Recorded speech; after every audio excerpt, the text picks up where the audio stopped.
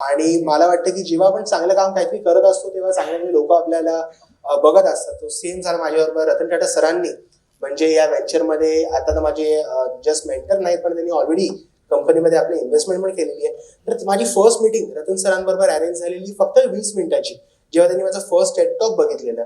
आणि मी फर्स्ट मीटिंगला माझ्या गेलो सरांबरोबर आणि त्यांना मी सगळं सांगितलं की हा जो व्हेंचर आहे, जर का हे सक्सेस झालं तर खूप लोकांना बेनिफिट देईल आणि it's not just for 1 crore 2 crore of the people, it's for the 130 crore of the people of the country. So माझी ती 20 मिनिटाची मीटिंग माझी झाली 3 तासाची आणि ते एवढे इम्प्रेस झाले. त्यांनी मला जाताना एक गोष्ट बोलले की Arjun Deshpande, if you this venture success, this will change the entire health care ecosystem for the benefit of common man. Brief मला तुम्हाला द्यायला आवडेल की आपलं हे आजचं पहिलं सेशन सुरुवात होणार आहे, ज्याचा विषय आहे उद्योजकता. आणि ज्याच्यामध्ये आपण पहिलं सेशन अर्जुन देशपांडे सरांचं ऐकणार आहोत. ते आपल्याशी बोलतील एका खूप महत्त्वाच्या विषयावर. ते म्हणजे त्यांच्याकडे बघितलं आणि त्यांची माहिती ऐकली तर मला वाटतं की मला तुम्हाला सगळ्यांनाच एक प्रश्न पडला आहे की इतक्या कमी वयात असा विचार कसा करायचा आणि इतक्या कमी वयापासून आपण व्यवसायाची स्वप्न पाहिली पाहिजे का, त्याच्यासाठी नक्की काय केलं पाहिजे. तर मला वाटतं तुमच्या ह्या सगळ्या प्रश्नांची उत्तरं तुम्हाला आजच्या या ड्रीमर्स समिटमध्ये मिळणार आहे. तर सगळ्यात अगोदर मी पुन्हा एकदा तुम्हाला रिक्वेस्ट करेन की जोरदार टाळ्यांनी पुन्हा एकदा आपण त्यांचं इथे स्वागत करूया. आणि CEO and founder of generic Aadhaar Arjun Deshpande सरांना मी आता रिक्वेस्ट करते की त्यांनी प्लीज इथे यायचं आहे आणि आपल्या विषयाला सुरुवात करायची आहे. पुन्हा एकदा त्यांचा विषय आहे की आपण कमी वयापासूनच व्यवसायाचा किंवा उद्योजकतेचा विचार करायला हवा का. पुन्हा एकदा जोरदार टाळ्यांनी आपण त्यांचं स्वागत करूया आणि मी पुढचे सूत्र अर्जुन देशपांडे सरांकडे हँडओव्हर करते.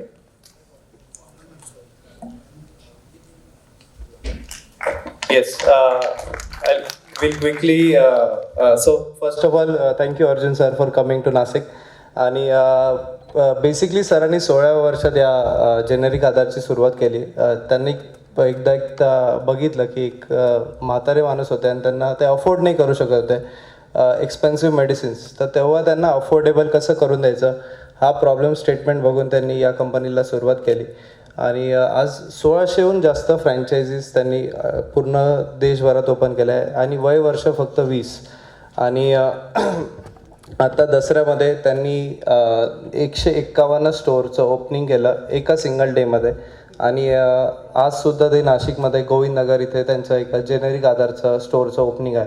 सो खूप कमी वयामध्ये खूप काही अचिव्हमेंट केलेलं आहे. आता आपण एकदा क्विकली अर्जुन सरांची क्लिप बघूयात. बेसिकली त्यांचं कसं जर्नी आहे आतापर्यंतची. So I like request Rohit to play. एक 18 साल के लड़के ने मुंबई में इतिहास रच दिया. से तेज से बढ़ने वाली फार्मा कंपनी जेनरिक आधार अब लोगों को मौका दे रही है. जेनरिक आधार नामक फार्मा कंपनी का मकसद लोगों को सस्ती दवाइयां उपलब्ध कराना है. काळा बाजार सुरू आहे. एक इंजेक्शन हजारो रुपयांना विकलं जात असताना एक 18 वर्षीय तरुण देवदूत बनून रुग्णांच्या मदतीला धावलाय अर्जुन देशपांडे. 2 साल पहले अर्जुन ने स्टार्टअप की शुरुआत की और महज 2 साल के अंदर 100 से ज्यादा मेडिकल स्टोर्स की शुरुआत कर दी.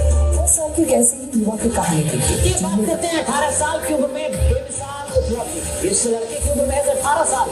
जेनेरिक आधार के मैनेजिंग डायरेक्टर हैं अर्जुन देशपांडे. देशपांडे ने 16 साल की उम्र में की थी.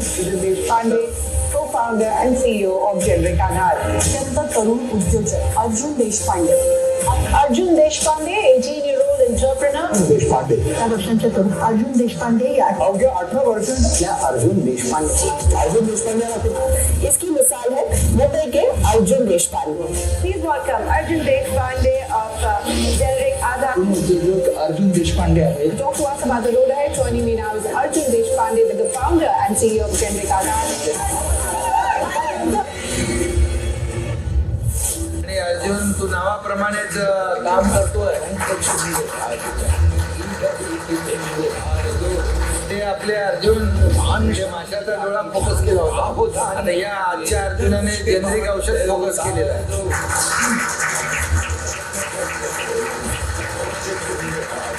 वो हमारे अर्जुन धनुर्धारी थे, ते अर्जुन जेनेरिक धारी है.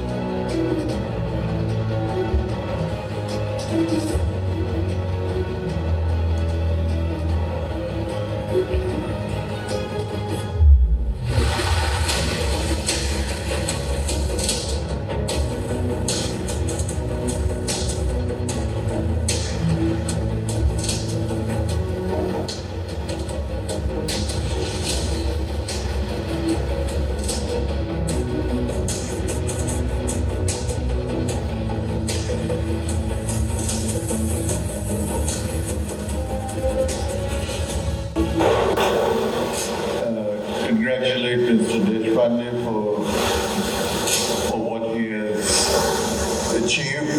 Generic medicine distributed affordable to the people, available to the people.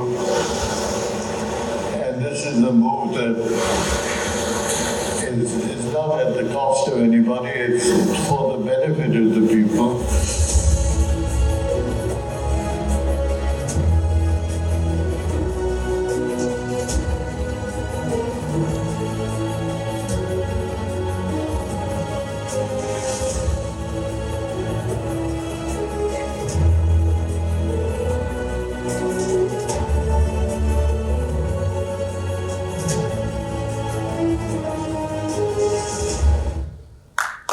मी बोललो त्यांना की मला डायरेक्ट आपण बोलू तर अजून चांगलं वाटेल डेफिनेटली, कारण की आज सगळे इथे यूथ आहे आणि नाशिकमध्ये खूप चांगलं एक नवीन ऑन्टरप्रेनर्स करता. It's a really great move by your entire organization. First of all, thank you Udyog, all the team of yours for the creating this kind of great event, because entrepreneurship as sagya youth made, it's one of the necessity, because when we say about India want to become a 5 trillion or 10 trillion economy, you are the face that which is going to bring India on the next level.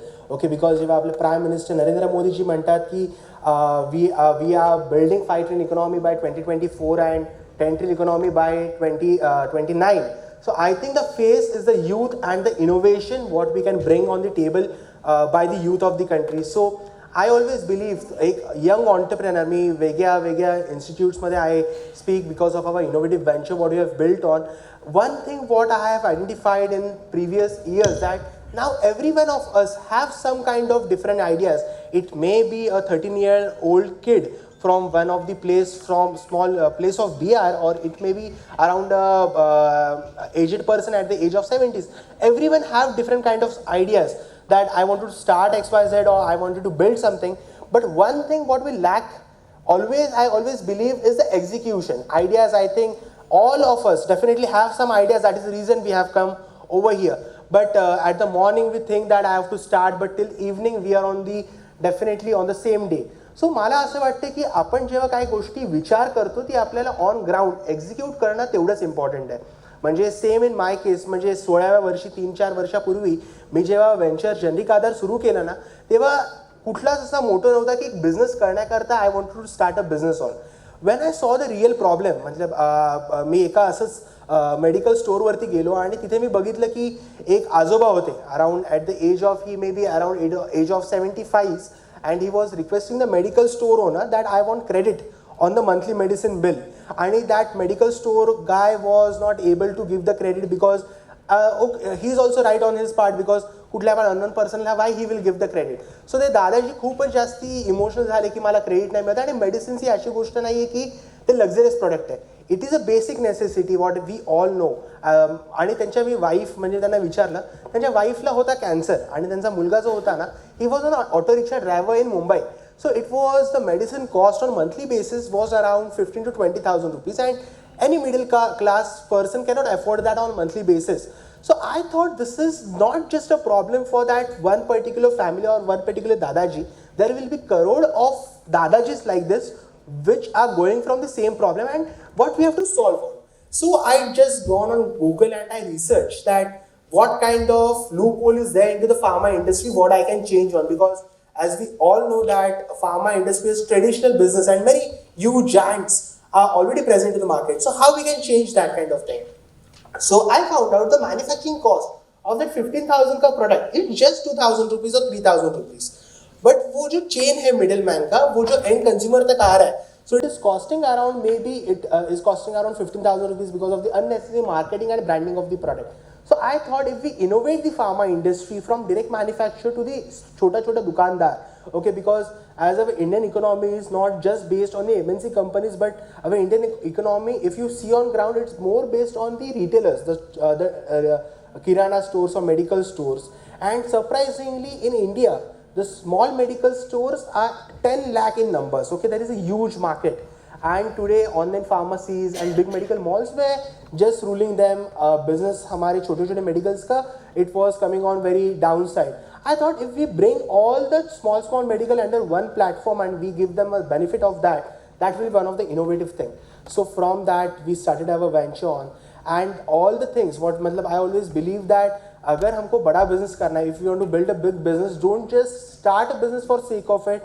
First try to understand the problem and the need of the consumer. मतलब हमको जो बेचना है वो बेचने से अच्छा जो लोगों को खरीदना है वो अगर हम लोग सेल करेंगे तो ही जाके हम लोग यूनिकॉर्न कंपनीज हम लोग बन सकते हैं. आज 3 साल के अंदर we have build on 500 crore valuation of our company. We are having 1500 plus presence.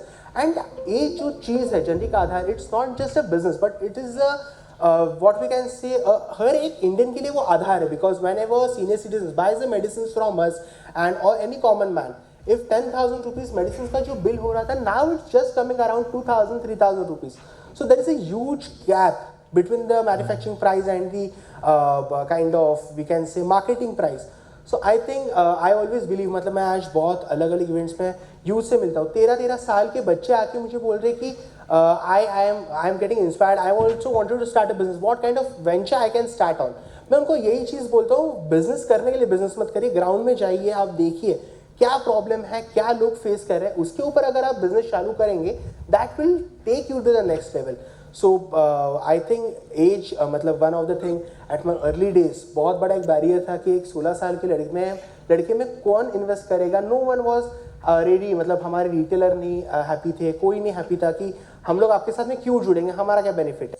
मी त्यांना बोललो की आम्ही तुम्हाला डिजिटल प्लॅटफॉर्मवरती आणू, ब्रँड देऊ, ज्याच्यामुळे तुमच्याकडे फुटफॉल जास्त येईल. आजकाल आपल्या खालचं दुकान मेडिकल स्टोअरवाला असतो, ऑनलाईन वाले येतात आणि त्याच्याच बिल्डिंगमध्ये डिलिव्हरीज देऊन जातात. So this is a fact what we all know. I thought if we give the benefit to the small retailer and via that we can reach. So माझे फर्स्ट 6 महिन्यामध्ये आय थिंक आपले 10 to 15 stores आले आणि त्याच्यानंतर ह्या सगळ्या गोष्टी अजून व्हायरल होत गेल्या. माझं फर्स्ट टेडेक्सचं टॉक खूप जास्त व्हायरल झालेलं ऑफिशियल प्लॅटफॉर्मवरती टेडेक्सच्या. आणि मला वाटतं की जेव्हा आपण चांगलं काम काहीतरी करत असतो तेव्हा चांगले लोक आपल्याला बघत असतात. तो सेम झाला माझ्याबरोबर रतन टाटा सरांनी. म्हणजे या व्हेंचरमध्ये आता तर माझे जस्ट मेंटर नाहीत, पण त्यांनी ऑलरेडी कंपनीमध्ये आपली इन्व्हेस्टमेंट पण केलेली आहे. तर माझी फर्स्ट मीटिंग रतन सरांबरोबर अरेंज झालेली फक्त 20 मिनिटाची, जेव्हा त्यांनी माझं फर्स्ट टेड टॉक बघितलेलं. आणि मी फर्स्ट मीटिंगला माझ्या गेलो सरांबरोबर आणि त्यांना मी सगळं सांगितलं की हा जो व्हेंचर आहे, जर का हे सक्सेस झालं तर खूप लोकांना बेनिफिट देईल आणि it's not just for 1 crore 2 crore of the people, it's for the 130 crore of the people of the country. So माझी ती 20 मिनिटाची मीटिंग माझी झाली 3 तासाची आणि ते एवढे इम्प्रेस झाले. त्यांनी मला जाताना एक गोष्ट बोलले की Arjun Deshpande, if you this venture success, this will change the entire healthcare ecosystem for the benefit of common man. So for a 17 years kid at 2-3 years back, this was one of the biggest time for me. So after that, he personally invested in the venture. So I always believe that you as a young entrepreneur should not focus on just taking the success immediately. Because I recently have met one person. He told me his age is around 24, and he told me he have started his venture 3 years back, and he have not get success till date. I asked him what kind of ventures you have started. He told me in 3 years he have changed 3 ventures. So I always believe that 3 वर्षामध्ये जर का तुम्ही 3 venture बदलला, तुमच्या स्वतःला तुम्हाला तुमच्या कंपनीवरती अगर ट्रस्ट नाही तर what you expect from consumers, they will trust your brand. So I believe be patient. Success won't come immediately, but it will come definitely. So मतलब age should be one of your biggest pillar. Don't let age come in of your innovative ideas. So हेच मी सांगेन. आणि आज एवढं चांगलं आपण इथे घेतलेलं आहे त्याच्याकरता खूप खूप सगळ्या ऑर्गनायझर्सचे thank you very much for having me for this event. Yes. So in the meanwhile ऑडियन्सचे क्वेश्चन्स सुरू होतील, बट तोपर्यंत एक सर मला असं एक पर्सनल क्वेश्चन होता की बेसिकली रतन टाटा सरांबद्दल सगळ्यांना खूप क्युरियोसिटी आहे, खूप उत्सुकता असते. तर त्यांच्यासोबत काम करायला काय फिलिंग आहे, त्याच्यानंतर सर काय उद्देशाने आपल्याला जोडलेले आहेत, आणि तुम्ही कॉमन तुमचं विजन काय एक जस्ट शेअर करू शकता? कॉमन विजन म्हणजे हेच आहे की आता आपल्या सगळ्यांनाच मेडिसिन जे असेल ना ते हेल्थकेअर आहे ते आपल्याला ॲफोर्डेबल लोकांकरता बनवायचं आहे. Okay, it is as I mention that medicines are not the luxurious expense, it is a basic necessity. म्हणजे आता आपण सगळे इथे आहोत, आपले आई वडील असतील तर आजोबा आजी असतील, सगळ्यांच्या घरी मेडिसिन्स हे नेसेसिटी गोष्ट आहे, म्हणजे आपण ती स्किप नाही करू शकत. पण आजकाल काय होत होतं, खूप मतलब सिनियर सिटीजन्स ते महाग असल्यामुळे मेडिसिनचे डोस कमी घेत होते. तर रतन टाटा सरांकडनं म्हणजे डेफिनेटली नवीन सगळ्या डिफरंट काइंड ऑफ मीट्समध्ये एक इनोव्हेशन तर आहे, यूथबद्दल जे त्यांचे विचार आहेत तर that is amazing and great. So त्यांचं पण एकच मिशन आहे की हेल्थकेअर हे आपण जास्तीत जास्त लोकांपर्यंत ॲफोर्डेबल बनवली पाहिजे, त्या हिशोबानेच आपण काम करतोय. येस. आणि बरेचसे यंग ऑन्टरप्रेनर्स आहे आणि आम्ही डील करत असतो आमच्या ट्रेनिंग ऑर्गनायझेशनमध्ये.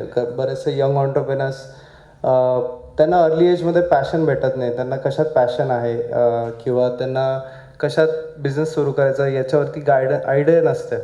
तर तो कसं आयडेंटिफाय करायचा की दिस इज हा माझा फ्युचर गोल आहे. जसं तुम्ही प्रॉब्लेम स्टेटमेंट आयडेंटिफाय केला आहे, तर तो कसा अर्ली एजमध्ये तुम्ही आयडेंटिफाय केला? आय थिंक मी जसं म्हणालो की पॅशन हे आपण शोधून मिळत नसतं, हे आपल्याला ग्राउंडवरती म्हणजे what I told that passion is all about the problem what you see for the consumers, it's not what you want to sell. Okay, तुम्ही मार्केटमध्ये जा, there will be different kind of problems what people are facing on ground. You have to see that problems, and if you get a click that in the pharma industry I have joined the dots between the decade-old pharma industry, the traditional industry मध्ये. So if you find any kind of gaps between there is a huge problem, so you can fix that up.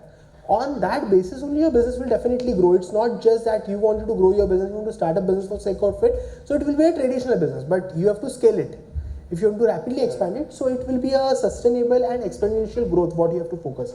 So that will be coming from the consumers feedback what I believe on. Right.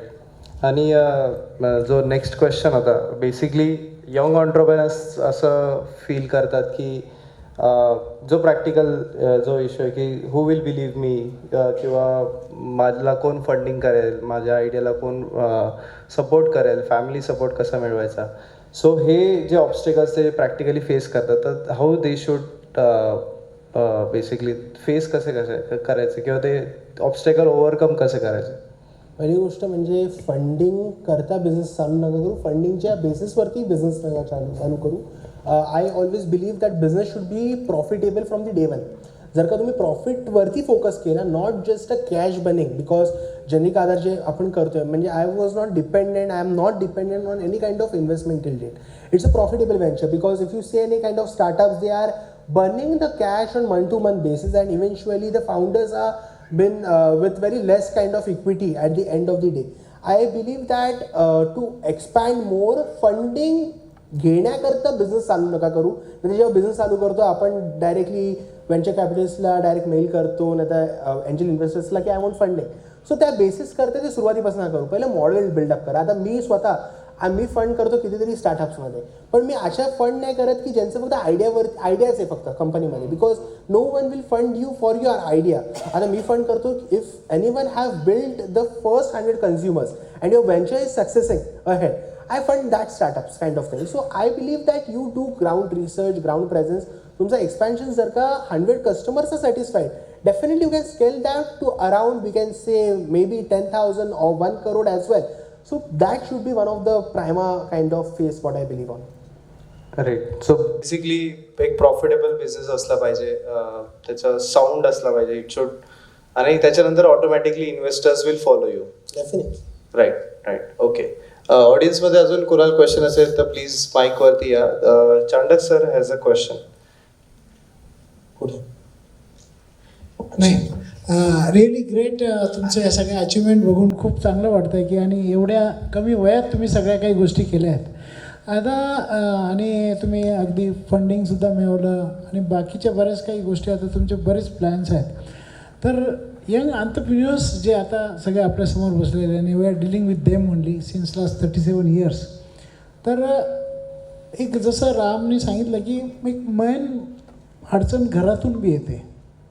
त्या गोष्टीवर थोडंसं जरा घरच्यांना जरी business plan समजून सांगितलं ना ते नाही समजत. त्यानंतर काहीतरी जॉब कर काही हे कर. तर ही मानसिकता म्हणजे नवीन उद्योजकांच्या बाबतीत मी खूप बघितलेलं आहे की they have some idea, they have dreams, they really want to do something, पण घरातून एवढं प्रचंड अडचण असते की ते आणि मग त्यांना थोडंफार अपयश तर कधीतरी येतच असतं. मग त्यांना परत ते टोचणी ऐकायला मिळतात, तरी मी तुला सांगत होतो, अशा काही गोष्टी ऐकायला मिळतात. अशा वेळेला त्यांनी कसं म्हणजे स्वतःची मानसिक स्थिती कशी बॅलन्स करावी की ज्यामुळे तो अचिव्हमेंट बी करेल आणि ह्या गोष्टीलाही तो पुढे जाईल. पहिली गोष्ट म्हणजे एक गमतीचा भाग ह्याच्यात मी सांगतो की जेव्हा मी जनरिकादात सुरू केलं 16व्या वर्षी, तेव्हा माझ्या घरच्या माझं जस्ट मला वाटते 10th झालेलं माझं, आणि तेव्हा मी माझ्यासमोर हा इन्सिडन्स आलेला आणि ह्या सगळ्या गोष्टी झाल्या. मला माहिती होतं की आता मला करायचं काही लोकांपर्यंत ॲफोर्डेबल मेडिसिन्स पोचवायचे आहेत, पण माझ्याकडे इन्व्हेस्टमेंट नव्हती, काहीच नव्हतं त्यावेळेला. फक्त एक विचार होता, एक विजन होतं की I wanted to reach out 130 crore of the Indian people to provide the affordable health care. So तेव्हा मी घरच्यांना जर का सांगायला गेलो असतो की मला हे चालू करायचं, त्यांनी मला पहिली गोष्ट सांगितली असती की पहिलं you complete a degree and after that you start the venture. But तेव्हापासून माझा एक विचार होता की अपॉर्च्युनिटीज जे असतात ते कधी कोणाकरता थांबत नसतात. जर का आज आपल्या समोर एक अपॉर्च्युनिटी जर का मी विचार केला की मग 4-5 वर्षानंतर मी थांबेन आणि परत ते चालू करेन, तर ती वेळ परत नाही येणार. बिकॉज एक जो लाईफमध्ये टर्निंग पॉईंट असतो ना, ते एक चेंजिंग पॉईंट असतो, and that changing point is not just for yourself but with you billions of people. म्हणजे आज जनरिक आदर्श जरी आपण घेतलं, so we have created around 10,000 direct indirect employment. त्याच्यानंतर फ्रँचायसीजच्या माध्यमातून 1500पेक्षा जास्ती ऑन्टरप्रेनर्स क्रिएट केले आणि करोडो लोकांना मेडिसिनचा डेली बेसिसवर लाभ मिळतो. हे सगळं का झालं? कारण की आपण एक विचार केला. सांगितलंच नाही की मी असा विचार करतोय, असं करतोय. मी तेव्हा फिरायचो, 1-2 महिना मी फिरलो, लोकांमध्ये गेलो. त्याच्यानंतर मी मेडिकल स्टोर्सवाल्यांना विचारलं की मी तुमच्याबरोबर ॲग्रिगेट करतो, मी तुम्हाला असं करीन तसं करीन. खूप मेडिकल स्टोरवाल्यांनी तेव्हा तर डेफिनेटली नेग्लेक्ट केलं, इंटरेस्ट नाही घेतला. माझं जेव्हा फर्स्ट मेडिकल स्टोर माझं कन्व्हिन्स झालं, त्याच्यानंतर माझी ॲग्रीमेंट सायन्सेस माझं इनॉग्रेशनचा डे होता ना, त्याच्या 1 दिवस आधी मी माझ्या घरच्यांना जाऊन सांगितलं की मी असं चालू करायचं आहे आणि उद्या माझं इनॉग्रेशन आहे पहिल्या स्टोरचं, पहिल्या फ्रँचायसीचं. तेव्हा ते एकदम सरप्राईज झाले आणि मी बोललो की आता तर मी काय करू पण नाही शकत, कारण की उद्या इनॉग्रेशन आहे. मी त्यांना एक गोष्ट समजवली, कारण की आपण पॅरेंट्सला पण म्हणजे आपले सगळे आपण इथे बसलो, पॅरेंट्सला कधीच असं नाही वाटणार की माझा मुलगा ग्रो नाही झाला पाहिजे, त्यांना पण वाटत असतं. पण त्यांचं कसं असतं की आपल्या फ्युचरला घेऊन ते खूप जास्त सेक्युअर असले पाहिजे, त्याच्यामुळे ते आपल्या चांगल्याकरता विचार करत असतात. पण आय बिलीव्ह ऑन दॅट आपण जर का त्यांना कॉन्फिडन्स दिला की what I am starting, if it not success in just 3 months or 6 months, because आपण सगळे इथे यूथ आहोत, आपल्याला माहिती आहे आपण 6 महिने तर आपले तसेच आपण वेस्ट करतो, काय काय गोष्टींमध्ये करतो तर आपल्या सगळ्यांना माहितीच आहे, ती गोष्ट सांगायची गरज नाही. पण जर का तेच 6 महिने आपण जर का चांगल्या गोष्टींमध्ये युटिलाइज केलं आणि त्याच्यामधून आपल्याला जर का चांगला रिझल्ट आला तर आपलं लाईफ चेंज होणार आणि पॅरेंट्सला पण ते आवडतं. तर मी त्यांना ही गोष्ट सांगितली की हा प्रॉब्लेम फार्मा इंडस्ट्रीमध्ये आज लोकांना फेस होतोय, ज्याच्यामुळे एवढे लोकांचं डेली बेसिसवरती मेडिसिन्समुळे डेथ होत असेल, नाहीतर इफेक्ट होत असेल. जर का हे सक्सेस झालं, खूप लोकांना याचा बेनिफिट मिळणार. तेव्हा मी सांगितलं की जर का 6 महिने नाही झालं चांगलं, तर जे तुम्ही बोलाल ते तर मी करायला तयारच आहे, पण त्या ट्राय तर करून बघूया आपण. म्हणजे एजमध्ये कधीच काय बॅरियर नसतो, तो ती चालू झाला आणि मग त्याच्यानंतर ग्रोथ, सक्सेस जर्नी, मग तिकडनं इट्स ऑल अबाउट. ग्रेट. कसं आहे की आपण निर्णय घ्यावा लागतो नाही का. तसं मी स्वतः जेव्हा गव्हर्मेंटचा जॉब सोडला, मी राजीनामा पत्र देऊन आल्यानंतर घरी सांगितलं की मी आता राजीनामा दिला आहे. एकदम शॉक होत होतं त्यांच्यासाठी सुद्धा, पण ते करावं लागतं. जसं मी सांगितलं की उद्या उद्घाटन आहे, no choice, I have to just be with me. आणि नाव त्या सगळं झालं तर कुठेतरी हे निर्णय आपण घेणं खूप गरजेचं आहे. That is very important. Yes, ऑडियन्समध्ये एक क्वेश्चन. हॅलो सर, मी अथर्व कुलकर्णी आहे, KK पॉलिटेक्निकचा स्टुडंट आहे मी. तर माझा इश्यू हा आहे सर की मी जेव्हा ॲक्च्युली फोनवर बोलतो किंवा कॉन्टॅक्ट करतो लोकांशी, तर लोक ट्रस्ट करू शकतात. बट मी जेव्हा ॲक्च्युली बाहेरला भेटतो तर ते हा ट्रस्ट नाही दाखवत की म्हणजे मी 17 वर्षाचा होता, आम्ही तुझ्यावरती इतका ट्रस्ट का करू. त्यांना पहिले विजन दाखवा. त्यांना बोला की मी 17 वर्षाचा आहे ना, तर माझं लाईफ किती मोठं आहे, माझ्याकडे ग्रोथची अपॉर्च्युनिटी किती मोठी आहे, माझ्याकडे हा विचार आत्ता आहे. जर का तुम्ही आत्ता अर्ली स्टेजमध्ये माझ्याबरोबर जर का जॉईन कराल तर तुम्हाला मी कुठपर्यंत नेईन डेफिनेटली. बिकॉज मी एक सांगतो की जर का कोणी 50 एजमध्ये चालू केलं सो तो स्पॅन खूप कमी मिळतो. जर का कोणी टीन एजमध्ये चालू केलं ना तो स्पॅन इज व्हेरी गुड. म्हणजे तुम्ही अदानींना घ्या, जर का आता आपण बघू की Adani is second richest person of the world. He have also started at my same age of 16. Okay, so that is the reason today at the age of 60s he is become as second richest person of the world because he have started early. So I think your age shouldn't be your negative point. I think it should be a positive point for convincing your parents, consumers, your partners, every one of them. Because मी एकच गोष्ट सांगतो की age ते तुम्ही barrier नका बनवू कधी. Don't let age come between innovative आयडियाच्या मध्ये कधी नका येऊन देऊ. Be confident, tell them that I have my passion. आणि एज कधी पण या गोष्टींच्या मध्ये नाहीत. आणि आता आपल्याकडे फक्त एक नाही असे असंख्य वर्ल्डचे एक्झाम्पल आहेत की ज्यांनी काहीतरी घडवून दाखवलेलं आहे. तर सुरुवात कुठं ना कुठं तरी करायला लागते. So I believe that say with confidence that things to the your any one of them. Yes, thank you sir. Sir मी सांगोल्याहून आलो आहे. ॲक्च्युली मी 19व्या वर्षी बिझनेस सुरू केला होता, ॲग्री बिझनेस. आता माझं 41 रनिंग आहे. तर कमी वयामध्ये बिझनेस सुरू केल्यानंतर जो काय अनुभव आणि जे काय धाडस असेल ते म्हणजे मी ती जाणवलं आहे. आता तुमचं जे ऐकलं आम्ही इतक्या उशीर, मी पहिल्यांदाच अशी मिटिंग अटेंड करतो आहे. फक्त मला एक प्रश्न पडला की माझी आई गेली 15-20 वर्ष झालं मेडिसिन सुरू आहे. मला कमीत कमी 5,000 रुपयाचं मेडिसिन लागतं.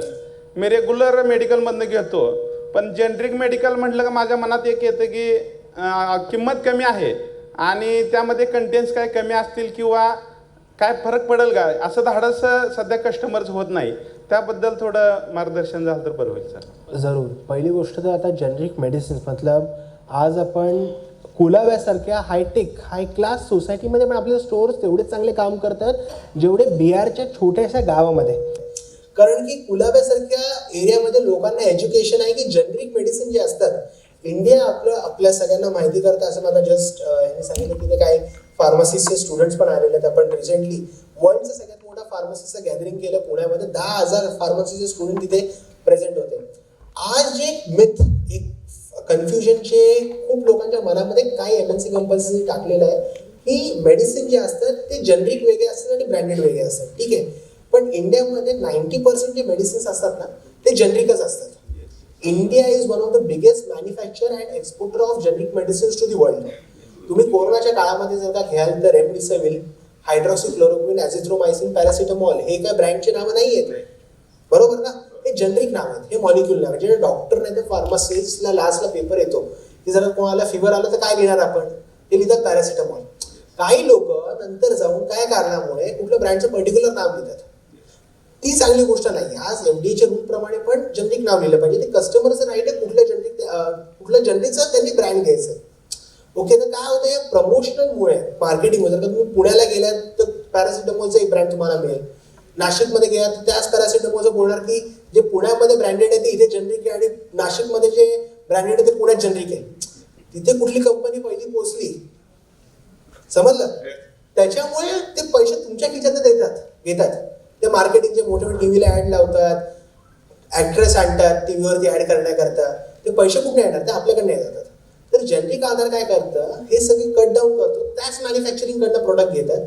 आपल्या पण 10 रुपयात पडतात जे सिप्लाला, सनफार्माला, ग्लासोला, MNC कंपनीजला पडतं. पण आपण मिडलमॅनची चेन कट करून डायरेक्ट लोकांना बेनिफिट याचा देतो. तर जेनरिकमध्ये जर का तुम्ही एक ट्रस्टफुल म्हणजे जेनरिक आधार, जेनरिक म्हणजे जेनरिक घेण्याकरता जेनरिक ना, जेनरिक आधारच्या एक नावच ट्रस्ट झाले आज. त्याच्या अंडर तुम्ही जे पण प्रोडक्ट घ्याल ते तुम्हाला हाय क्वालिटीज मिळणार आहे.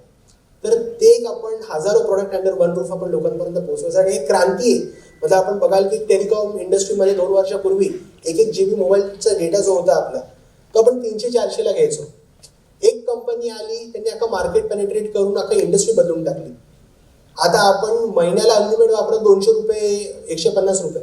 तर मला वाटते फार्मा इंडस्ट्रीमध्ये एक क्रांती, एक रिव्होल्युशन आहे जे जेनरिक आधारच्या माध्यमातून आपण घडवून आणले आणि हा चेंज अख्ख्या देशामध्ये बघायला मिळतो आज.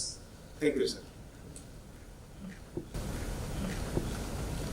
Hello sir, I am Jay Patil. मी आता ICT मध्ये केमिकल इंजिनिअरिंगमध्ये MTech करतोय. सो माय क्वेश्चन इज की तुम्ही तुमच्या फ्रँचायझेसचं खूप मोठं नेटवर्क आज इंडियामध्ये तयार केलं आहे.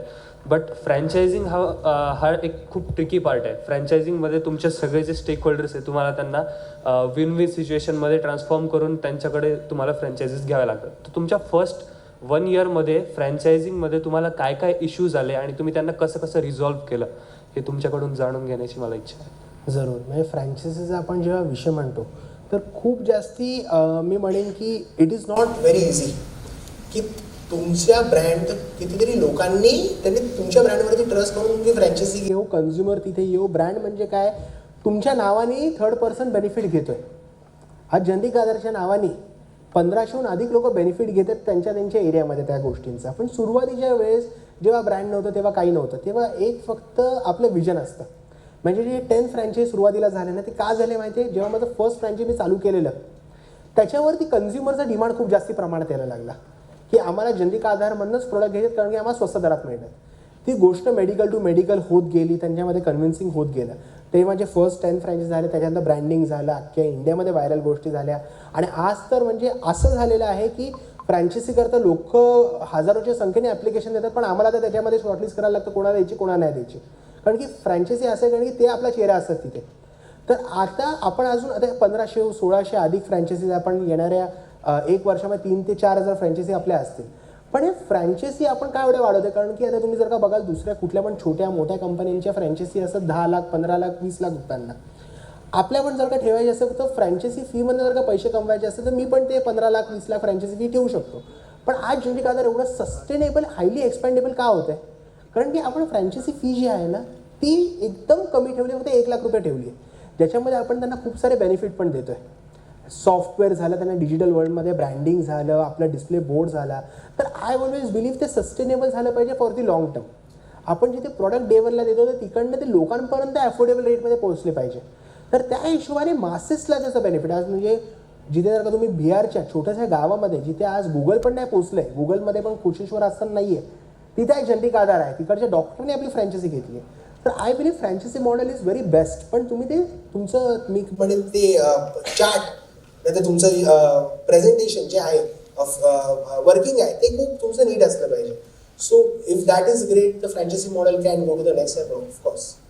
Thank you so much. I have another question की आता जी इंडियाची फार्मास्युटिकल इंडस्ट्री आहे, आपल्याकडे फार्मास्युटिकल मॅन्युफॅक्चरिंग खूप जोरात चाललेलं आहे.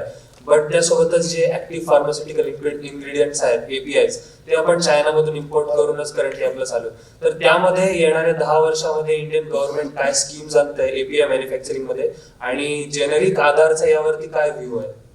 पहिली गोष्ट म्हणजे खूप चांगला पॉईंट आहे. आता API जो विषय असतो खूप कमी लोकांना माहिती आहे. API जो विषय असतो, मेडिसिन जे बनतात ते मॅन्युफॅक्चरिंग फॅसिलिटी जे फार्मा जे असतात त्याच्या क्वालिटीपेक्षा APIची क्वालिटी खूप इम्पॉर्टंट असते. APIच्या क्वालिटीवरती मेडिसिनची क्वालिटी डिसाईड केली जाते. तर आता आजच्या टार्गेट पण 70% API जे आहेत ते आपण चायनातनं इम्पोर्ट करतो. म्हणजे आपण जर का कोरोनाच्या काळात बघितलं असेल खूप मेडिसिन्स अवेलेबल नव्हते, ॲक्सेसेबल नव्हते, कारण की आपण चायनावरती डिपेंडेंट आहे त्या गोष्टी करता. तर येणाऱ्या काळामध्ये मध्यंतरीच मी एका खूप मोठ्या फार्मास्युटिकलच्या एक्झिबिशनला दिल्लीमध्ये होतो, त्यामध्ये चीफ गेस्ट होतो.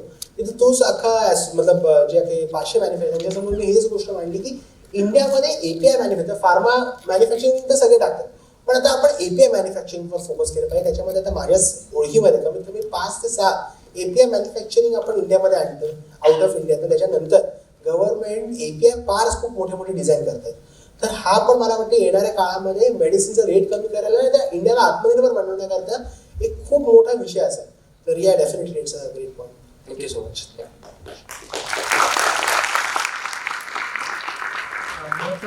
माझं नाव आकाश माळी. मी पण 2020 मध्ये माझं फॉर्म चालू केलेलं फॉर्म चालू केलं मी पण 2020 मध्ये. जेव्हा कोरोना खूप होतं भयंकर, तेव्हा सर्व लोक घरामध्ये बसले होते, तेव्हा मी संधी बघितली की इंडस्ट्रियल एरियामध्ये सेफ्टी इक्विपमेंट खूप प्रमाणात लागत आहे. तर त्यावेळेस मी सेफ्टी इक्विपमेंट प्रोव्हाइड करायचा फॉर्म चालू केला. आता म्हणजे सुरुवातीला आम्ही पहिल्या कॅलेंडर इयरमध्ये फक्त आम्ही 4 ते 5 लाख फक्त आम्ही टर्नओव्हर केलेला होता. तर यावर्षी आम्ही आता 50 ते 60 लाखपर्यंत आम्ही जातोय आता. तर फक्त प्रॉब्लेम मला एकच येतो की माझं मॅनेजमेंट म्हणजे मनी मॅनेजमेंट मला थोडं शिकलं पाहिजे, मला थोडंफार सांगण्यात यावं. आणि प्लस म्हणजे म्हणता येईल की मला पैशांची पण कसं असते की मला पैशांची गरज पडते, पण कधी पैसे माझ्याकडे असतात पण मला मॅनेजमेंट जमत नाही ते. पण त्याच्यावर मला थोडं सांगा की मॅनेजमेंट कसं करता येईल मला. तुमच्या पैशांबद्दल मी मॅनेजमेंट कशी सांगणार? म्हणजे मॅनेजमेंट कसं करता येईल मला, म्हणजे असं पैसे मॅनेजमेंट कशी करता येईल. मॅनेजमेंट आता तुमचा बिझनेस जो पण आहे तर तुम्ही कॅशवरती करता क्रेडिटवरती करता? दोन्ही पण, कॅश आणि क्रेडिट दोन्ही पण. आता क्रेडिटवरती कराल तर किती दिवसानंतर तुमचे पैसे येतात? म्हणजे जर का तुम्ही क्रेडिटवर करत असाल तर तुम्हाला काहीतरी इनोव्हेशन करायची गरज आहे. ओके. कारण की मला असं वाटतं क्रेडिट आपल्याला काय द्यायला लागते, कारण की आपल्याला माल विकायचा असतो. लोकांना घेण्यापेक्षा आपल्याला विकायचा जास्ती असतो, बरोबर. तर मला असं वाटतं की तुम्ही थोडेसे इनोव्हेशन्स करा की ज्याच्याने तुम्हाला क्रेडिट नाही द्यायला लागणार, लोकांना त्याची गरज जास्ती लागेल. जेव्हा तुम्ही क्रेडिटची गोष्ट बंद कराल ना तुमच्या बिझनेसमध्ये, तरच तुम्ही तुमच्या बिझनेसला नेक्स्ट लेवलला घेऊ शकता. असं काहीतरी मॉडेल तयार करा ज्याच्याने त्यांना तुमचं प्रोडक्ट नेहमीच त्यांच्या स्टोअरवरती नाही, त्यांच्या जे काय गोष्टी असतील त्याच्यावरती ठेवण्याकरता त्यांना गरज असेल. जो असं कधी मला वाटतं तुमची काही इंडस्ट्री असेल तुम्हाला या विषयावरती बोलूयात. पण मॅनेजमेंट असं नाही की फक्त माझ्याकडे पैसे येत राहावं असं नाही, त्या पैशांना आपलं यूज करता पण आलं पाहिजे. आपला बिझनेस नेक्स्ट लेवलला नाही ना, डिजिटल प्लॅटफॉर्म्सवरती झालं तर डिफरंट माध्यमातून झालं. कारण की इनोव्हेशन इज अ नेसेसरी. तुम्ही असं बोला की आज मी 50 लाखाचा टर्नओव्हर करतोय, तुम्हाला 50 करोडपर्यंत कसं न्यायचं तर हा बिझनेस नक्की जाणार नाहीये. आपलं इनोव्हेशन करायला लागतील त्याच्यात. तर त्या गोष्टींवरती मला वाटते काम करताच मग मनी मॅनेजमेंट तुमची अजून चांगली आणि स्ट्रॉंग होईल. थँक्यू.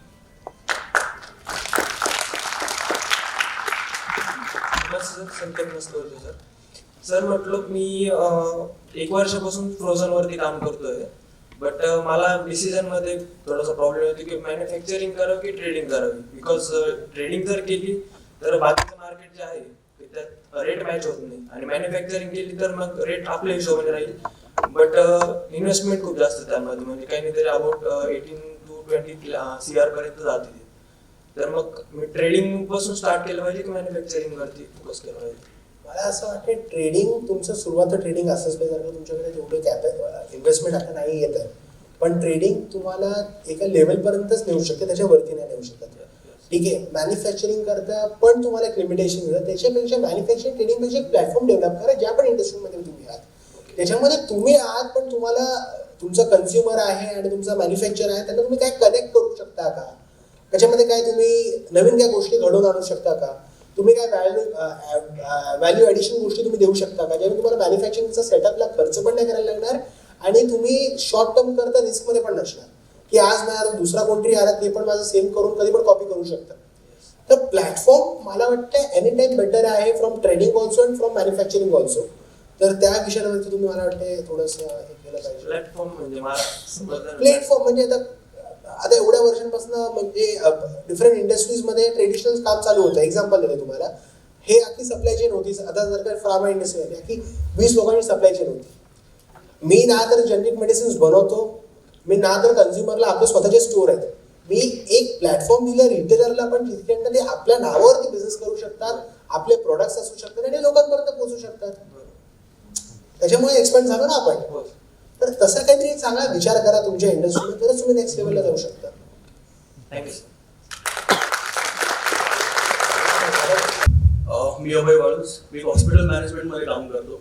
थोडंसं डोंट टेक इन रॉंग वे. माझा एक प्रश्न आहे, जेनेरिक मेडिसिन जे आहे ते मेडिसिन पर्यंत ठीक आहे, म्हणजे इंजेक्टेबल्स आहेत ते डिरेक्टली डॉक्टर प्रिस्क्राईब करतात. आता इथं अशोक सर होते, त्यांच्यासमोर ही गोष्ट बोलता आली नसती. मी जर अशोका मेडिकल मध्ये गेलो आणि मी जर म्हणालो ह्या मेडिसिन आहे, तुम्ही म्हणाल की जेनेरिक नेम प्रिस्क्राईब करणं हल्ला आहे, त्यांनी ते प्रिस्क्राईब केले. पण मी जर बोललो हे मेडिसिन मला बाहेर ना आणायचे, तर कॉर्पोरेट हॉस्पिटल्स हे आत्ता अलाउ करत नाही बऱ्यापैकी. तर मेडिकलचा जो प्रॉफिट आहे त्याच्यावरती हॉस्पिटलचा मेंटेनन्स चालतो बऱ्यापैकी पर्सेंटेजमध्ये.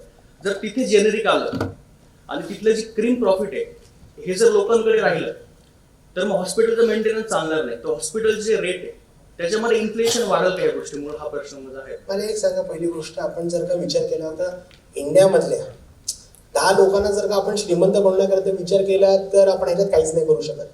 पण जर का आपण 130 करोड लोकांचा विचार केला की 130 करोड म्हणजे तुम्ही हे जर का गोष्ट बोलाल की त्यांचं कसं होईल, काय होईल, तुम्ही त्या एका घरामध्ये जाऊन बघा ज्यांच्याकडे महिन्याला मेडिसिन्स घेण्याकरता पैसे नाही आहेत, ते रडतायत. मी अशा लोकांना भेटलोय पर्सनली. तुम्ही पण या फील्डमध्ये तुम्ही पण बघितलं आहे का, लोक काउंटरवरती येऊन रडतात की माझ्या पैसे पण मला आता गरज आहे त्या गोष्टींची. मला असं वाटतं की गोष्ट असं आपण युथ आहोत इथे, तर आपण ही चेंज करता येऊ शकते. असं नाही की हाताबाहेरची गोष्ट आहे, ही चेंज करता येऊ शकते. म्हणजे सगळ्या गोष्टींमध्ये एक आपण चेंजिंग पॉईंट बोलतो ना, कारण की ही अशी गोष्ट नाही की हा आपण नेग्लेक्ट करू शकतो अशी गोष्ट नाहीये. जर का कोणाला मेडिसिन्स घेता नाही, जर का तुम्ही इंजेक्टेबल बोलता, जर का एक इंजेक्शन मला माहिती आहे 15,000 20,000 कोरोनाच्या काळामध्ये एक इंजेक्शन होतं 30,000 40,000 रेमडेसिवीरचं आपल्या सगळ्यांना माहिती आहे. सगळ्यांनी इथे तिथे हातपाय मारले असेल आपल्या रेमडेसिवीर हव्या कोणाकरता. मी त्या वेळेमध्ये सगळे ब्लॅक मार्केटिंग जे चालत होतं ना त्यांना मी एकट्याने चॅलेंज दिलेली अख्ख्या महाराष्ट्र अख्ख्या इंडियामध्ये टीव्हीवर पण खूप मोठ्या प्रमाणात आलेलं. मी रेमडेसिवीर हजारोहून अधिक फ्री ऑफ कॉस्ट तेव्हा वाटली. मी कोणाला घाबरवलं नाही. का वाटले? त्याच्या मागे एक कारण होतं की या लोकांना कळलं पाहिजे की हा जो काळ आहे हा ब्लॅक मार्केटिंग करायचा नाहीये, हा लोकांना देण्याचा आहे. एक रेमडेसिवीरची कॉस्ट तुम्हाला माहिती आहे किती? 1,000 रुपये फक्त. ते 40,000 50,000 रुपयाला विकलं जात होतं. आणि एक जरी डोस नाही मिळाला तर माणूस मरत होता. ना माणसा जीव जास्त इम्पॉर्टंट आहे का काही लोकांचे पैसे जास्त इम्पॉर्टंट आहे, ते आपण डिसिजन घेतलं पाहिजे. मला वाटतं सगळ्यांनी पुढे या विषयावरती काम करून केलं पाहिजे. Definitely sir thank you. मी पार्शली ॲग्री करतो. फक्त माझं म्हणणं एवढंच आहे का तुमचे जेनेरिक आधार जो स्टार्टअप आहे हॉस्पिटल बिलचं इन्फ्लेशन होणार नाही याच्यासाठी तुमची काही स्पेसिफिक स्ट्रॅटेजी आहे का? पहिली गोष्ट म्हणजे आता आपण खूप हॉस्पिटल्समध्ये मला वाटते म्हणजे 8 ते 9 10 हॉस्पिटलमध्ये आपले रिजनल मॅनेजर्स आहेत. 10 ते जास्ती हॉस्पिटल महाराष्ट्रामध्ये आपले फ्रँचायझी तिथे आहेत. म्हणजे आज काय झालंय ना, फक्त आपण करण्याकरता डॉक्टर पण आज आपल्या बरोबर उभे राहून काम करतात. आज डॉक्टरचे स्वतःचे जे हॉस्पिटल आहेत त्यांनी तिथेच आपली जनरिक आधारची फ्रँचायझी टाकली. कारण की त्यांना पण माहिती चेंज आहे. म्हणजे जेव्हा लोक जाऊन विचारतात की आम्हाला जनरिक मेडिसिन्स हवेत तर डॉक्टर त्याला नाही म्हणू शकत नाही. डॉक्टर पण एक मनुष्य आहे. त्यांना पण वाटतं की माझ्या पेशंटचे पैसे वाचले पाहिजे. बरोबर. तर डॉक्टर पण आपल्याबरोबर उभे राहतात खांद्याला खांदा लावून आणि लोकांना सांगतात की माझ्याकडे पण जनरिक आधारचं मेडिकल आहे, तुम्ही जाऊन तिकडनं घ्या. त्याच खूप मोठ्या प्रमाणात इंडियातनं डॉक्टर आपल्याबरोबर हँडशेक करून आपण त्यांना पण घेऊन पुढे जातो. तर ह्याच्याने मला वाटतं तिथे चेंज नक्कीच येईल फ्युचर. थँक्यू. नमस्कार सर, माझं नाव अमितेश करणार. आता सरांनी इंट्रोडक्शन केली की कोणी जॉब करतात, कोणी कंपनीत, कोणी कॉलेजमध्ये. तर सध्या तरी इंट्रोडक्शन देण्यासाठी माझ्याकडे काहीच नाही. एक 3 प्रश्न विचारतो. फर्स्ट असं की जर कोणी स्टार्टअप ओपन केलं आहे आणि त्याच्यानंतर आपल्याला इन्व्हेस्टर भेटलं, एक आपल्याला बिझनेस मॉडेल भेटलं आहे, जर सर्व काही वेल अँड गुड चालू राहिलं आणि काही ग्लोबल मार्केटमुळे किंवा काही कारणामुळे जर स्टार्टअप फेल झाला किंवा लॉस झाला आणि त्याच्यानंतर आपल्याकडे काही रिझन नाही राहिलं की आपल्याला लोन नाही भेटते किंवा इन्व्हेस्टर नाही भेटते, काहीच ऑप्शन नाही राहिलं, तर त्यावेळेस व्यक्तीने काय करावं? माझं सेम सिच्युएशनला आपण येणारच आहे ना परत. नाही, काहीच ऑप्शन नाही राहिलं. जर का आपण परत सेम सिच्युएशनला येणार आहे, पण जर का चांगलं झालं तर आपण नेक्स्ट लेवलला जाणार ना. आता तुम्ही जे आहात त्याच्यापेक्षा मागे तर नाही जाणार ना. ऑलरेडी खूप म्हणजे एक सांगते नाही, बरोबर ना. हो, त्याच्यापेक्षा मागे तर नाही जाणार. ओके. तर मला वाटते रिस्क तर आपल्याला तेवढी तर घ्यायलाच लागेल. नाही, रिस्क आपण खूप काही घेऊ शकतो, पण जर काही ऑप्शन नाही राहिलं, even bank credit, debit, credit जे पण सर्व काही ब्लॉक आहे, तर माणसाने अशा वेळेस काय करावं? हां ठीक आहे, आपण कधी कधी एक काही वेळेसाठी आपण मोटिवेशनल व्हिडिओ बघतो, आपल्याला ते तात्पुरतं वाटतं. नाही, मोटिवेशनल मी म्हणतो ऐकू नका, कधी नका ऐकू. कारण की मोटिवेशनल हे स्वतःच बनवा. इन्स्पिरेशन आपण स्वतःच आपले असलो पाहिजे. कारण की मोटिवेशन व्हिडिओ काय होतात, आपण ऐकतो, आपण काही ना काहीतरी असं चला जोशामध्ये आपण चालू करतो, पण ते जोशामध्ये चालू नका करू. काहीतरी त्याच्या मागे ना अर्थ असून द्या. आज रात्री मोटिवेशन वेगळं, उद्या यार काहीतरी चालू करूया काहीतरी, मग तो बिझनेस आपण नेक्स्ट लेवलला कधी नाही नेऊ शकत. तुम्ही स्वतःला जेव्हा मनाला वाटते तुमच्या की हा प्रॉब्लेम मी बघितला, हा जनतेला गरज आहे या गोष्टींची, तेव्हा ही गोष्ट मला वाटते चालू करा. तर बोलणारे बोलतात की काय नाही होऊन जाईल, सर्व काही पुन्हा तो रिस्टार्ट कर, जा त्यांच्याकडे काहीतरी घ्यायला, ते काय नाही देणार. नाही, रियालिटी काय ते आपल्याला फेस करावं लागते. बरोबर, काय नाही देणार, फक्त बोलणार. बोलणारे बोलतात पण रियालिटी काय ते आपल्याला फेस करावं लागते. ठीक आहे. आणि सेकंड, आपली जी कंपनी जनरिक आधार, तुम्ही जे कमी याच्यात जे काले, आता प्रत्येक बिझनेसमध्ये एक कॉम्पिटिटर्स आहेत. सपोज फूड डिलिव्हरीमध्ये झोमॅटो, स्विगी किंवा बरेचसे कंपनीज आहेत. जर तुम्हाला जर काही भविष्यात जर कोणी कॉम्पिटिटर आलं, सेम तुमच्यासारखं कॉपी पेस्ट केले, तर तुम्ही त्यावेळेस काय करणार? आणि थर्ड लास्ट वन क्वेश्चन, हा खूप मनापासून आहे. ॲक्च्युली मी एक ट्रेडर आहे. जर भविष्यात आपली कंपनी चांगल्या डेव्हलपमेंट झाली तर भविष्यात जर IPO या कंपनीचा येऊ शकतो का?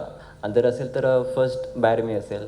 Thank you very much. नक्कीच आणि IPO पण आणणार आहे आणि 3-4 वर्षात नक्की आणू. मग पहिलं आता मला IPOपेक्षा म्हणजे पहिलं मी प्रॉफिटेबल तर आपण आणतोच, अजून त्याला प्रॉफिटेबल आपल्याला बनवायचं आहे, जास्तीत जास्त लोकांपर्यंत पोहोचायचं आहे. आणि त्याच्या आधी तुम्ही क्वेश्चन विचारला कॉपीचा, ठीक आहे. हा काही ट्रेडिशनल बिझनेस नाही आहे की 10 लोक आधीपासून करत होते, मी 11वा आलो आणि मी पण तोच बिझनेस चालू केला तर मला तो 12वा कॉपी करू शकतो. पण हे एक इकोसिस्टम आहे. जेव्हा आपण इकोसिस्टम म्हणतो, एक प्लॅटफॉर्म म्हणतो ना, तर एवढं इझिली तुम्हाला कोण कॉपी नाही करू शकत. ते त्यांचं काहीतरी करू शकतात, आपल्याला छोटं मोठं चिंकडू मिंडू बघून काही ना काहीतरी चालू करतील. पण ते तुम्हाला एकदम 100% कधीच कोण कॉपी नाही करू शकत जेव्हा तुमचं स्वतःचं एक वेंचर असतं. आता मला वाटते की आपले पण काही ना काहीतरी छोटे मोठे कॉपी कॅट आलेत, पण ते कॉपी कॅट म्हणूनच राहतात, एक 15-20 स्टोअरच्या वरती नाही जाऊ शकत आणि ते नंतर सॅटिस्फॅक्शन नाही देऊ शकत, त्यांच्याकडे प्रोडक्ट रेंज नसेल, कधी नसेल. पण मला वाटतं त्यांच्याकडे दुर्लक्ष करून आपण 1500चे आपण 15,000 कसे बनवू शकतो या विषयावरती आपण फोकस केलं पाहिजे. तर नक्कीच हे आपल्याला नक्की IPO काय आपल्याला IPO किंवा येणार सर? हा नक्की आणतो 3-4 वर्षात आणि तुम्हाला नक्की पहिलं सांगेन. धन्यवाद sir. Thank you.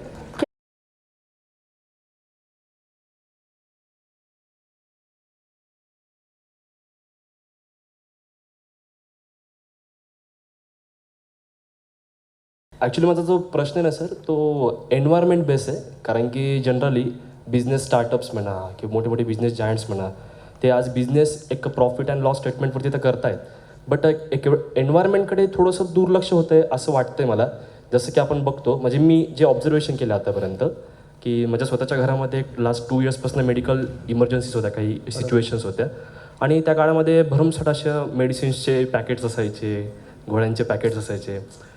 They were made up of polymer actually, right. आणि ते पॉलिमर पण तेवढंच पोल्युशन करू शकते जेवढं एक 1 mm किंवा 0.5 mm पॅस्टिक बॅग करणार आहे, राईट. सो ॲक्च्युली माझा जो बिझनेसचा स्टार्टअपचा आयडिया आहे, that is also based on that only. आणि तुमचं जे स्टार्टअप आहे इस्टॅब्लिश तुमचा जो बिझनेस आहे जनरिक आधार, त्यांचा व्ह्यू कसा आहे की तुम्ही पॅकेजिंगमध्ये पण काही एक एन्व्हायरमेंटल कन्झर्वेशनचा काही टच देणार आहेत का तुमच्या पॅकेजिंगमध्ये? काही तुम्ही पुढे एक व्ह्यू ठेवला आहे का? बिकॉज जर तुमचा असा व्ह्यू असेल आणि जे मी स्टार्टअप करणार आहे त्याच्यामध्ये तुमची इन्व्हेस्टमेंट करण्याची स्ट्रॅटेजी कशी असेल किंवा तुमचा इंटरेस्ट तिथे किती % असेल? 100% इंटरेस्ट 100% असेल. म्हणजे आपल्या एन्व्हायरमेंटला डेफिनेटली बघणं आता गरजेचं आहे आणि खूप चांगला विचार आहे तुमचा. पण ह्याच्यामध्ये मला असं वाटते की फार्मा इंडस्ट्री जेव्हा आपण म्हणतो ना, तर मेडिसिनची जे पॅकेजिंग आहे ते असं का असतं जेवढं मला माहिती आहे, कारण की त्याच्या आतनं ना मॉइश्चर लागायची खूप शक्यता असते मेडिसिन्समध्ये. ठीक आहे, तर आपण काय वेगळं मटेरियल जर का आणलं ना, तर मेडिसिनच्या आतमध्ये त्याचा इफेक्ट होणार की बॅक्टेरियाज पकडतात, पावसाळ्याच्या सीझनमध्ये मॉइश्चर पकडतात मेडिसिन्स, त्याच्यामध्ये पॅकेजिंग आहे त्याचं. पण जर का असं काय सोल्युशन तुम्ही आणू शकता तर मोस्ट वेलकम. म्हणजे आपण त्याच्याकरता फुल सपोर्ट पण करू आणि पहिलं कन्झ्युमर पण आपण बनवू खूप मोठ्या प्रमाणात, त्याच्यात काही प्रॉब्लेम नाही. तर म्हणजे हे तर मी नक्कीच म्हणेन तुमचा विचार खूप लेट आहे, पण आपण त्या फार्मा इंडस्ट्रीमध्ये कसं बसवायचं ते आपल्याला नीट त्याच्यामध्ये स्टडी मला वाटते करायला पाहिजे. कारण की मी इन डिटेल त्याच्यामध्ये गेलो नाही आहे, पण आपण स्टडी करूया त्याच्याबद्दल. येस, ॲक्च्युली मी तोच विचार करतो खूप दिवसांपासूनचा की जर मी असं एखादं प्रोडक्ट आपलं एखादं एक सबस्टन्स बघतोय, एक सर्च करतो त्याच्यावरती फ्रॉम द बेसिक लेवल, तर अनेक जे फार्मास्युटिकल आपण म्हणू शकतो एक मोठे मोठे बिझनेसमन्स आहेत जसे की आपण आहात, तर त्यांचा व्ह्यू कसा असेल आणि तुमच्याकडनं कळाला सर तो view. Thank you so much for the this answer आणि खूप कॉंग्रॅच्युलेशन्स सर तुम्हाला आणि all the very best sir. Thank you. खूप प्रगती करा.